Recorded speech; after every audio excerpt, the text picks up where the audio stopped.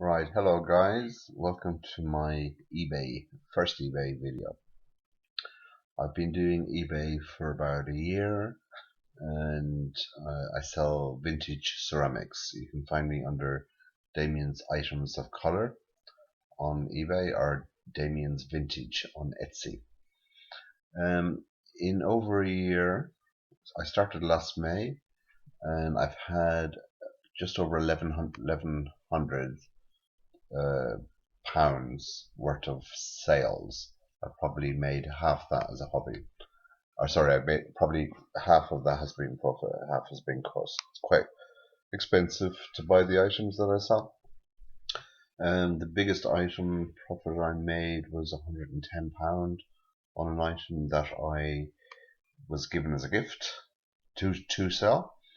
I sold an item last week or 2 weeks before. I paid £10. I sell mostly Art Deco, which is ceramics from the around the 1920s, 1930s. I bought some cartonware and I sold it, bought it for 10. I had three bidders trying to outbid each other right in the last couple of hours before it closed. Two in Australia, one in Canada, and the lady in Canada won it, and she paid £30 plus 20 postage, so I made £15 profit. I don't make huge amounts of money at the moment on eBay. I've seen some videos on here of people making serious money, and I'm kind of came off the videos depressed, thinking, "Oh my God, I thought I was doing good, but I'm not bloody making any money." So, but I'm very happy with what I'm doing, and I'm building, building, building. So, to give you my tips from eBay, always post on the day that you get paid or the day after the first available day, because it'll go against you in your defects. So you must make sure you post that. And if you don't post, you have your DSO ratings and your defects, you see it in your seller dashboard. And if you don't keep that above standard all the time, it affects your standing on eBay, which will affect your listings and your visibility, how far up the search you're going, all those kind of things. So I've got 90 positives, 90 green at the moment, all positive and all very, very happy customers. Um, I had one mistake one time where I posted a tea service, and I knew when I was posting it that I was taking it, that I wasn't doing it correctly. I was used paper on on the cups. They were fine, very fine porcelain, and I used paper to wrap them instead of bubble wrap. And when the lady received it, she said, "Damien, I'm really disappointed because one of the cups is broken and I can't really use the service." So I said, "My fault," and I explained to her this was my response. Was trying to do on the cheap in the sense of because I was trying to keep it in a small box because if it goes into another level of box, which is a medium box, they increase the price for me, and I wasn't making any money on it anyway. So in the end, I had to give her back £18. So by trying to do it on the cheap, I lost £18 on the tea service. So that's that. And what else? Always communicate with your customers. When I have auctions, when the auctions finish, I straight away send the person a message. I'm nearly always at my computer when an auction finishes. I say thank you very much for your purchase. I'm going to post to you on tomorrow, pending the payment. I always say that, which makes them pay quicker. I'll say pending payment. I will post it to you tomorrow. You will receive it 2 days later, and it's a 2 to 3 day economy. Signed post. You will need to sign for it, and then I will follow the tracking process online. I will say, I see you received your item. I hope you're happy. There's no issues, and so one of the big positives I get from feedback from customers is how good I am at communication with just general customer service and really being considering them and thinking of them. Um, if I haven't had any major issue, I haven't had any issues, so to speak, with a customer. Um, I think I've started selling more international postage now, and I think the global shipping program with eBay is absolutely brilliant. Now I'm quite restricted in what I can sell because I sell ceramics, so a lot of my items I can't sell under it, but some I can. And it just takes the pressure off you as a seller because when you send, I send the item through my normal domestic postage to eBay's depot in the UK, and then they take over the postage and all the things from there. And the great thing with that is, there's probably 50, 100 countries that are part of that program. And so the customer, wherever in the world they're buying from, they can see by tapping in their country how much it will cost to get that item to them. And plus, if there's going to be any import charges, so you don't have to worry about anything. And if there's any issues with the item, uh, if it's damaged within transit from the eBay side onwards, you're not responsible. And eBay will refund you or refund the customer if there's any issue. You don't even have to get involved with the issues between eBay and the buyer. And so there's a whole lot of protection as a seller by using the global shipping program. And also, if the seller, the buyer, is not happy with the time it took to get for the item to arrive to them internationally, they're not allowed to leave you feedback, negative feedback, because it's part of the issues with the global shipping. So they're not allowed to leave you negative feedback. Right, here's a major thing I have to tell you there, because this is quite. Be very careful with your postage when you're filling in your postage section on your listings if you're selling internationally, okay? Or even if you're not selling internationally, which is more the point. I had an item yesterday, somebody put a bid on it, it was a $5.99 item. And when I always check their feedback and see where they're from once I see the bids. And when I looked at the item, they were in Australia. And I thought, oh right, this must have come up under the global shipping program. And when I checked it, the listing, it wasn't under the global shipping program. I had filled in the delivery, I hadn't checked the international delivery section of my listing, and it had come up as free international tracked delivery. Oh my god, which would have cost me about £30 to send this item to Australia. Okay, so I cancelled the bid. I sent the person a message saying I'm really sorry. So you have to be really careful in the boxes that you fill in or don't fill in the international delivery section. If you're not using the global shipping program, make sure that your box where it says flat cost, same cost to all buyers, make sure that says none, right? Because what I did was I had left the box at flat cost to all buyers, and I put in 000 in the cost, thinking that that would take care of the issue as it being, that I'm not going to send it internationally. But what it actually did was it overrode the global shipping program, and it actually meant that I was sending the item internationally at a 000 price, meaning free international thing. So really check if you're check at the international delivery section on your listing to make sure you have it done right. Because if they I managed to get out of this one, but eBay did say to me, you are liable to send that item for the cost of whatever. Once somebody puts a bid on it, they can hold you on it and say, well, I bid on this item, you said it's free international tracking, and you have to send it to me, and eBay will take their side. So just check all of your international options for delivery, or you could really get caught out. So yeah, that's that. What else? For my packages, I buy eBay boxes that has eBay printed on them. The post office have a great laugh at me every Monday morning, coming in with all my boxes up to my underneath my chin with eBay.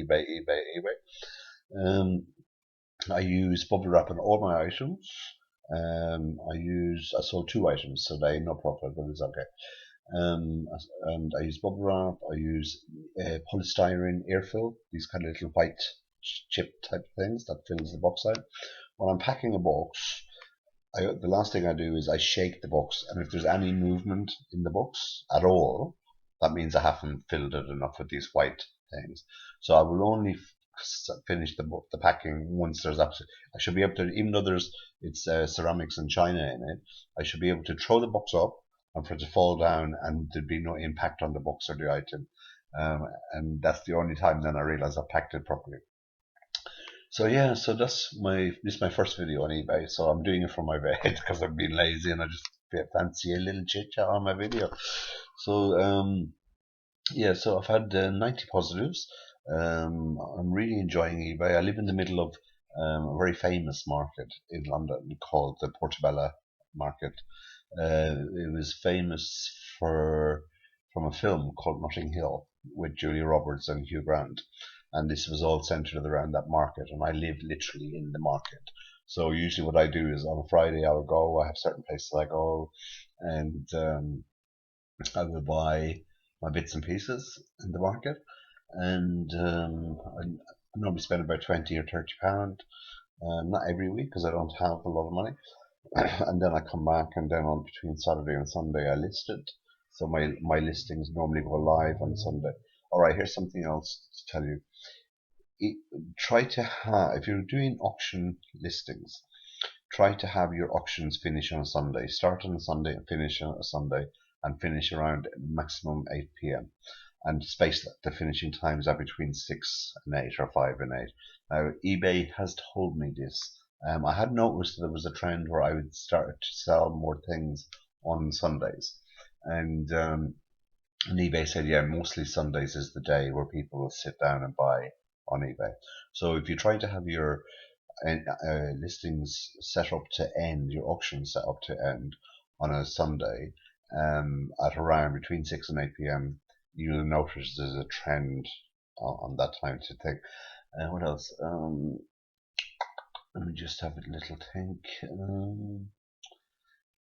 Yeah, and basically, sometimes it's if a customer cut, you will get, obviously sometimes customers who won't be happy. I haven't had it yet, but who would say, oh, they want to send it back or they want the money back or whatever. If it's a small amount of money, just return the money. It's just better to do it. And the other thing is, eBay watches all your communications on the message system, and it's a good thing that is for you because when you have an issue with a customer and you start messaging them back and forth and stuff like this. And if you've done it properly and you've been, on the ball and not tried to play, silly beggars, eBay, whenever the conversations I've had with eBay in relation to that, um, eBay has been able to check straight away all the history between the message and me and the customer and to say, oh, we can see you're trying to do the right thing. And that always will stand in your ground. Do you know what I mean? So always use the message system. Never never deal with a customer off eBay because you're not protected. And you could have a customer deals with you off eBay, you're saying, oh, let's have this exchange email. And then later they come back and blackmail you and say, well, you did this, so I'm going to tell eBay. So just really stay focused. eBay is an amazing platform to work from. I'm building my business and I'm really happy it's going, it's getting better and better and better. I'm not making huge amounts of money, but I'm definitely building. I've got regular customers who buy off me because I sell very unusual and kind of sought after branded names in ceramics, very famous potters like Claris Cliff and things like this. Um, so that's that. So stick to eBay. Don't try and pull one over on eBay because it'll just go against you in the end. eBay customer support are absolutely brilliant. I've never had an issue. Found them so positive and helpful all the time, very reassuring, and they're always encouraging you. If you're doing the right thing, they always encourage you and motivate me and say you're doing very well, Damien. Thank you. With eBay, we really appreciate you what you're doing, and we wish you success. So I do find eBay is a very, very, very good business. Now I hear a lot of people moaning about the percentage, and I'm like, 10% is nothing. It really is nothing. And if you had a stall in a market and you laid out your stall or whatever you were selling for the day, even if you sold nothing, you still have to pay the fee for the stall, the market, the rent for the day. So eBay really isn't giving you a lot of freebies. We have 20 listings free. I don't think I've ever paid a listing fee with eBay. Because I don't think they charge for relists. I have never paid a relist fee, that's for sure. So I don't think I've ever paid. I normally have about 30 items up at one time. Never paid a listing fee. Sometimes I use a second category. My bill per month is probably about a tenner, between 10 and 15 pound a month. So I suppose I sell roughly between average £100 worth of stuff a month, which is fine for the moment. I'm kind of building up and getting much more knowledgeable on what sells the items, because my items are very specific.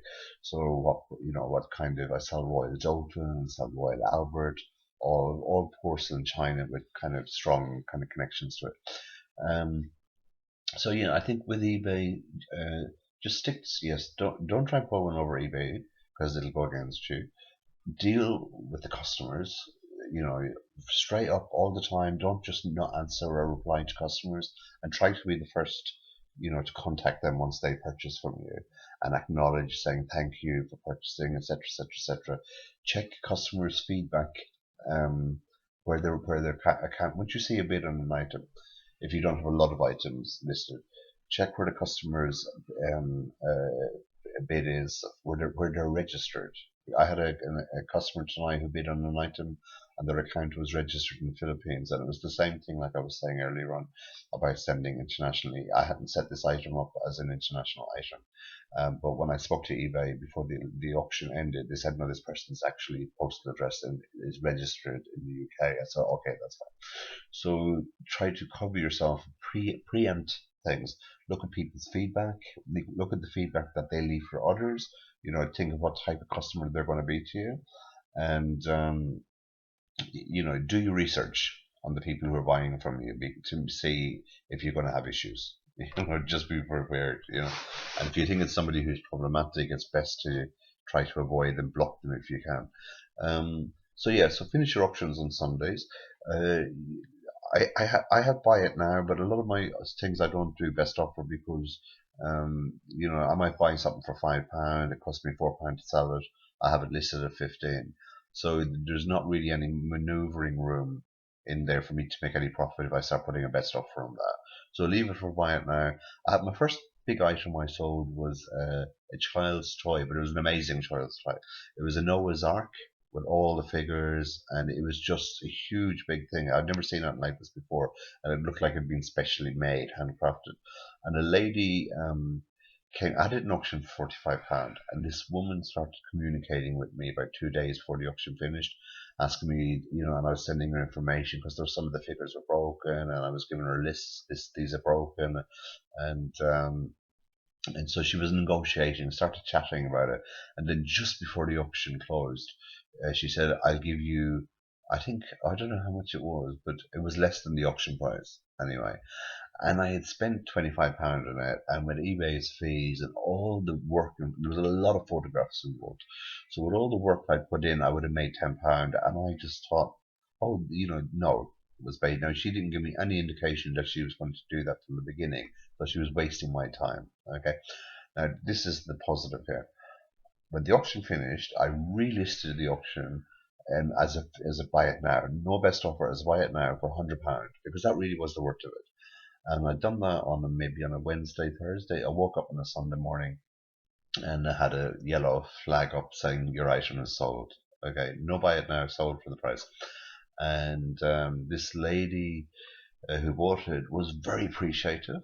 And I actually, once I see where this lady's address was, I rang around some stores in her area in the UK that sold the figures, and to try and just do a bit of research to be able to just give her that bit of extra customer service and say, these stores, they're near you within a kilometre, you can replace these particular figures and this is how much it's going to cost. Because it was obviously, I think it was a grandmother and she was getting it for her grandchild. And she came back and she was like, "Oh, Damien, thank you so, so much." Do you know what I mean? And now that's for me customer service, and I believe in going the extra mile. I made £70, £75 profit on that, less the fees, And so I think if you can do something like that, you really will get, now I had an item that sold the other day, and I packed it really well, and they came back and they said there was a crack in the cop, and I said, "Oh my God, I'm really, really sorry." I said, I kind of gave my story saying there wasn't when I sent it, which is true, and I said, "I'm very happy to refund you the money. Don't worry, but I would like to see the picture just for my own benefit to see where the crack was and see how I could have missed it." And I said, "Damien, listen, my wife is really happy with the item, even irrespective of the crack. She already has it displayed in her cabinet, and she's not going to give it back to you." And they said the item was obviously damaged in the post, so I'm assuming when they got the box was kind of impacted by it's like whatever, so they realized it wasn't me. They said it's absolutely not an issue, and they gave me great feedback because it was a bargain buy. And I do buy items sometimes for a five, or I send them for 4.99. So I can take a bit of a loss. So I think yeah, I think that's about it. So yeah, I'm really enjoying eBay. I'm really happy I live near the market. I'll start kind of getting nicer. When I go out, what I find really nice, a year ago, a year and a half ago, I hadn't a clue about ceramics. What I'm doing. I hadn't not a single clue. And then what I know now is just like beyond. I wouldn't have had a clue about what I know now. And sometimes I'll go out to concrete sales. And I remember one day I went out specifically with certain things in mind I wanted to get, and I found them two lots of two different ceramic types of ceramic. And when I came home, I sold them and sold them. Bought one for £4, £5, sold them 15. Probably made £6 profit on it. But and it's a lovely feeling when you're going out and you look and you see something and you think, oh, I think that's beautiful, and I think somebody else will have the same eye about that, and I think I can put an extra bit on that and make a bit of money. And when you have a success in that way and it sells, um, that's a nice feeling, you know. So anyway, so that's it. This will be my first video of it is around eBay. You have a look at my other videos. I was an actor for many years, so I have a lot of my acting films and commercials on this channel as well. And some of my other videos are me joking around, singing around at my dining room table at my last flat. These are very old. I look a bit different, and yeah. So anyway, good luck with your eBay, everybody, and um, you know, hopefully it'll go well. I think one of the great thing I like. I'll close on this. One of the amazing things I like about eBay is to think that anybody with a computer anywhere in the world is your customer. I just think that's amazing that the whole world is your shop window, and if you have the right items, and I love send. I think I've sent to France, I've sent to Germany, I've sent to Canada. I've sent about four international items. Um, so I love that idea of just being able to. I could sit on my computer really anywhere in the world if I want to, and shop or send my items. But so yeah, okay. If there's anything else that I think might be of interest to eBayers, I shall let you know. All right, see you soon. Bye bye.